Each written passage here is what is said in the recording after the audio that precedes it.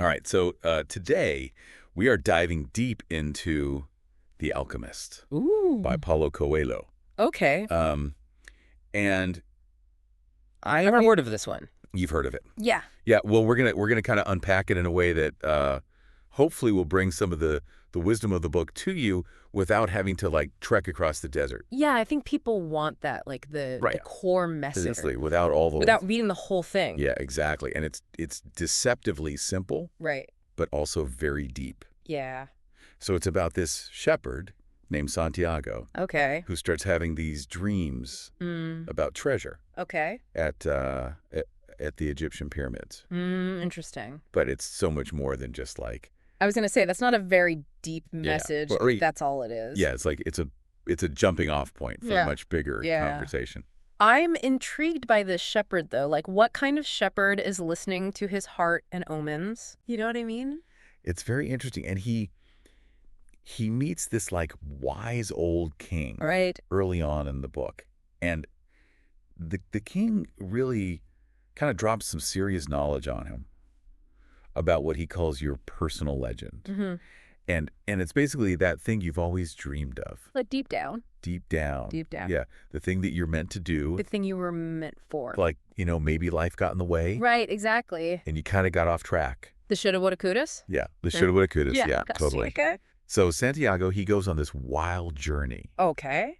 And he gets robbed. He ends up working in a crystal shop. Mm-hmm. He stumbles right into tribal wars. Oh, wow. But each obstacle actually pushes him closer Interesting. to his personal legend. It's like the setbacks are actually what you need Right. to get where you're going. Exactly. It's like there's secret ingredients in the recipe for success. I like that. Yeah.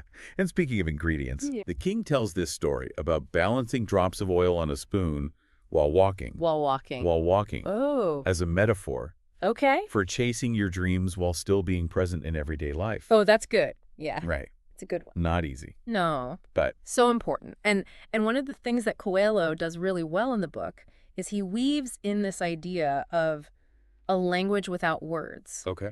that Santiago starts to understand. Mhm. He learns it from his sheep. Okay. He feels it in the desert. Right. It's like a sixth sense almost. Yeah. Yeah, I get that. And there's even that scene in the bustling marketplace in Tangier where he sees people from different worlds Right. connecting without speaking the same language. Totally. I bet you've experienced this in your own life. Oh, yeah. That like gut feeling, Yeah. that moment of clarity that just kind of hits you. Yeah, it's like we're all part of this larger conversation, like Yeah. a universal language that goes beyond words. Exactly. Yeah. Now let's talk about Fatima. The woman of the desert Right. who completely captivates Santiago. Okay. It's like instant connection. Right. But he's already on this quest for treasure. Yeah. What's a guy to do? Yeah, it's like, can love and ambition coexist? Right. Can they coexist? And Fatima, being the wise soul that she is, actually encourages him. Oh, really? Yeah. She encourages him to keep pursuing his personal legend. Wow. I like her already. She Yeah. sounds great. She's amazing. Okay. She's like, true love doesn't hold you back. It pushes you forward. I love that. Right. Yeah. And then we meet the alchemist himself, Okay. this mysterious figure shrouded in secrets. Oh, okay. And you might think, Like a wizard? yeah, well, kind of. Okay. But you might think alchemy's all about turning lead into gold.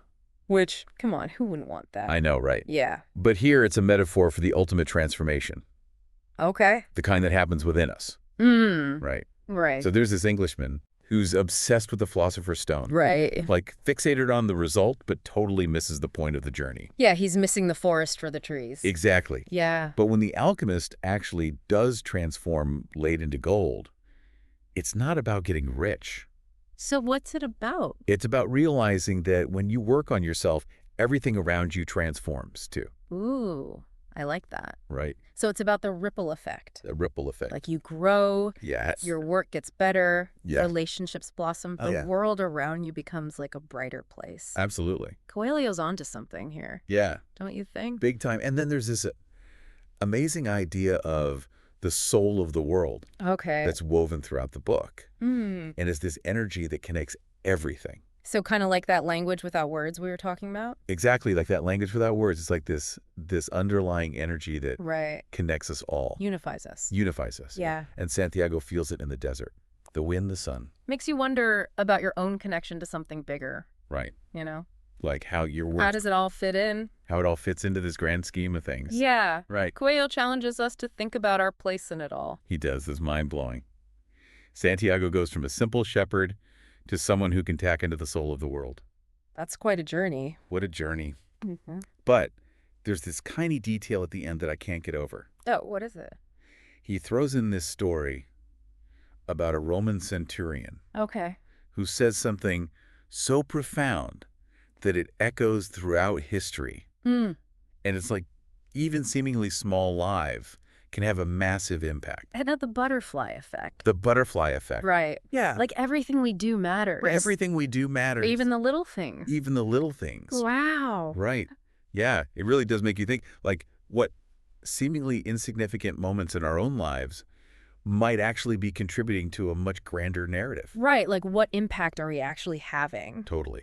It's like those ripples in a pond that the Alchemist talks about. Right. We may never fully grasp the impact of our actions, Yeah. but that doesn't mean they aren't shaping the world around us. Exactly. And think about Santiago, like, Yeah. he almost gave up on his dreams several times. Oh, totally. First, when he was robbed in Tangier, Yeah. he could have easily just gone back to his old life. Yeah. Then, after finding success at the crystal shop, he had to choose between comfort and the unknown, Right. leaving Fatima behind. Tough choices. Tough choices. Yeah. But something kept him going. And those defining moments, Yeah. they really highlight the courage it takes to follow your personal legend. Absolutely. And what about the omens? The omens. They kept popping up, Oh, yeah. guiding Santiago like a cosmic GPS. Right. It's like Coelho is saying that the universe is constantly sending us signs. Right. But are we paying attention? Are we listening? Are we listening? Yeah. Think about how he learned to read the omens in the desert, just as he had learned to read the signs with his sheep back in Andalusia. Right. It's like developing this sixth sense, this intuition for navigating life's twists and turns. And you know what's interesting is that, like, sometimes those omens come in the form of, like, random events. Right. Like, remember when his horse Yes. suddenly stopped in the middle of the desert? Yeah, and that led him to the snake, Yes. which led him to the alchemist. Exactly. Wow. A seemingly random event, Yeah. but it was all part of the plan. It's like it was meant to be. It was meant to be. Yeah. The Alchemist. Speaking of, Yes. that scene where he reveals the secret of turning lead into gold Okay. blew my mind. Where was it? In some fancy lab? No. Oh. It was in a simple monastery kitchen. Not Who would have guessed? Not me. Yeah. I would have pictured like bubbling cauldrons and, I know, right? you know. Yeah, and it really drives home the point that alchemy isn't just about a physical process. Right. It's about recognizing the gold within ourselves Yeah. and in the world around us. Like the alchemist said, everything evolves, Yes. including metals. Yeah. With gold being the most evolved. It's like this metaphor for reaching our highest potential. Right, and how he describes the emerald tablet, Oh, yeah. that ancient text holding the secrets of alchemy. Yeah, It's not about cracking some code. right. It's about connecting directly with the soul of the world.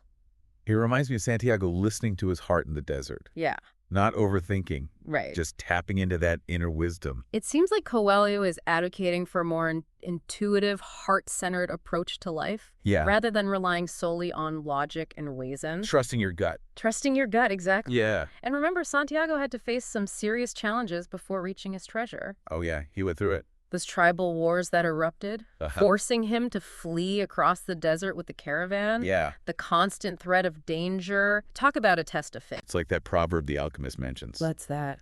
The darkest hour of the night comes just before the dawn. Ooh, that's a good one. I know, right? Yeah, those dark times, those trials, they forge him into the person he needed to be. Exactly. And then there's that nail-biting moment when they're captured by the tribal chieftain. Oh, God. And Santiago is ordered to turn himself into the wind or face death. Oh, my goodness. I was on the edge of my seat reading that part. Talk about pressure. Right. But it's in that moment of desperation that Yeah. Santiago connects with the desert, the wind, the sun, Yeah. drawing on their wisdom and strength. It's beautiful. And what's remarkable is that he realizes he doesn't need to become the wind. Right. He simply needs to understand the interconnectedness of everything. Yeah. The soul of the world that flows through him, the wind, the desert, All of creation. all of creation. Yeah, it's a beautiful realization of oneness. And that line where the alchemist says, the world is just the visible aspect of God. It's like Coelho is suggesting that the divine is present in everything around us. Yeah. Even in a simple grain of sand. Which brings us back to the idea that we can learn from everything around us if we just pay attention. Right. Even the glasses in the crystal shop were collaborating with Santiago, I love that. as the alchemist put it. Yeah, it's a beautiful way of looking at the world. Right. Seeing everything is interconnected and working together towards a greater purpose. Absolutely. And in the end, Santiago does find his treasure. He does. But it's not what he expected, is it? What is it? It's not just about material wealth. Right. It's about the journey itself, Yeah. the lessons learned, and the person he becomes along the way. Exactly. And where does he find that treasure? Back at the abandoned church, Oh, wow. where his journey began. Full circle. It's like the true treasure was within him all along, Yeah. waiting to be discovered. And that final line of the book, I know. I'm coming, Fatima. Oh my gosh. It brings the story full circle, showing that love wasn't forgotten. Right. In fact, his journey only deepened his connection to it. It's a perfect ending that leaves you feeling so hopeful and inspired. Yeah. But before we wrap up this deep dive, Okay. I want to go back to that last story the alchemist tells. Okay. The story of the centurion who speaks these immortal words. My lord, I am not worthy that you should come under my roof, but only speak a word, and my servant will be healed. Wow. It's a powerful message of faith and compassion. And what's so striking is that the centurion achieves immortality not through his own actions, Right. but through a simple act of faith and compassion. Yeah. It makes you reconsider your own choices and actions and how they might contribute to something larger than yourself. It's pretty amazing how an act of faith and compassion like that can have such a lasting impact. Yeah, it's almost like a ripple effect, Totally. spreading out through time. Makes you think about all those little things we do every day. Right? Like, how are those shaping the world around us? Exactly. And the alchemist really drives home this point that every life, no matter how ordinary, can be extraordinary. Yeah, and I think it all starts with a dream. Or totally. Just like Santiago started his journey with a dream, Huh.